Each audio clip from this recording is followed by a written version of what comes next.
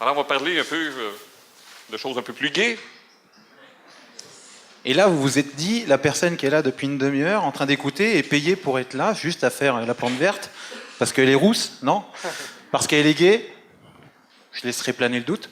En tout cas, on est face à une clientèle à forte retombée économique, toujours en 2014, mais qui est de plus en plus compliquée à observer, à analyser, à poser une stratégie marketing derrière. Pourquoi?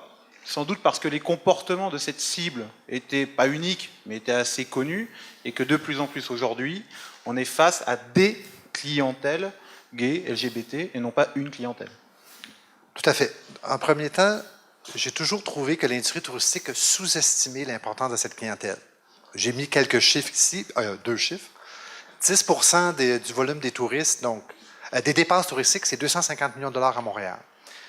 Mais c'est pas juste ça, c'est aussi une clientèle de trendsetters. C'est des gens qui, par leur réseau, par leur influence, vont souvent découvrir de nouvelles destinations et en faire une destination vedette. C'est eux qui ont parlé de Berlin il y a une trentaine d'années, c'est eux qui ont redécouvert Barcelone, et dans certaines destinations dans le sud aussi. Donc, c'est une clientèle d'influenceurs. En plus, ils sont surconnectés, ils sont plus connectés que la moyenne des gens, même aujourd'hui.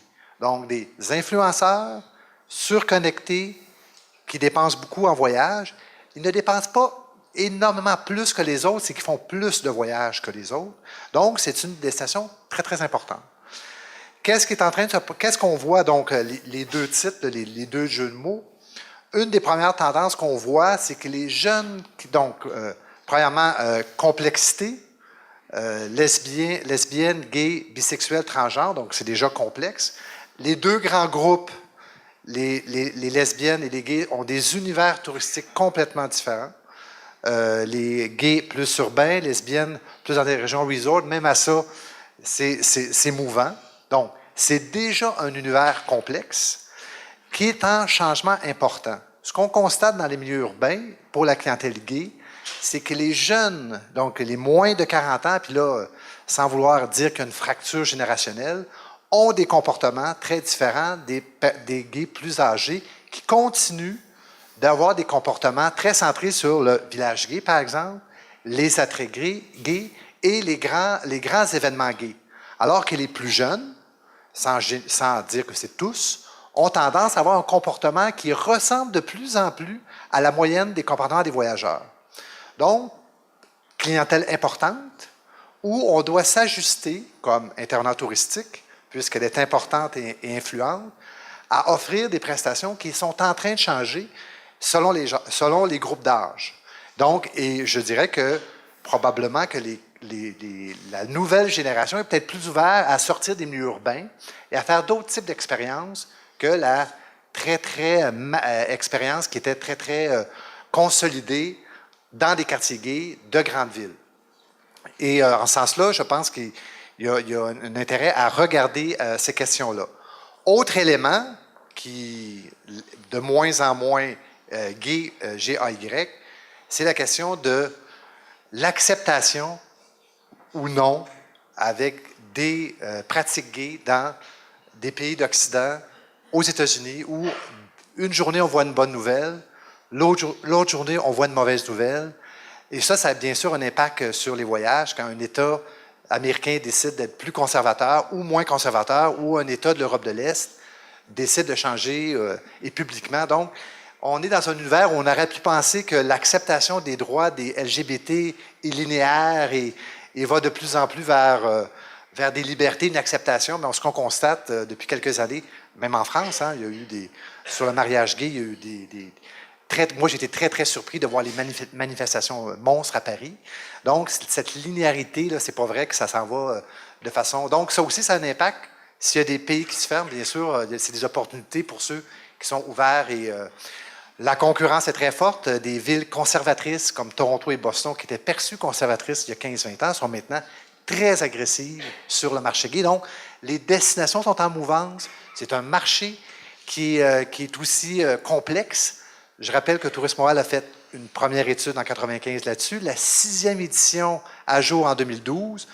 On a énormément d'informations. Je vous conseille de vous informer parce que c'est un marché qui est fondamental pour l'industrie touristique.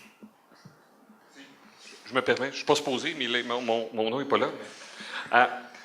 Il y a quelque chose de fabuleux, encore une fois, avec, d'une fois, on balance le jeu de mots entre gay et gay, on balance entre les commerçants en nous du tourisme. La clientèle gay et lesbienne a été la première clientèle de niche de créneau qu'on est capable de définir, de reconnaître d'un point de vue touristique en disant qu'il y avait ses propres réseaux, ses propres pratiques, ses propres préférences. Et effectivement, c'était pratique. Et à Tourisme Montréal, pendant des années, ça a été l'exemple du créneau de développement de marché qui a été très important. Et donc, sa mouvance nous interpelle.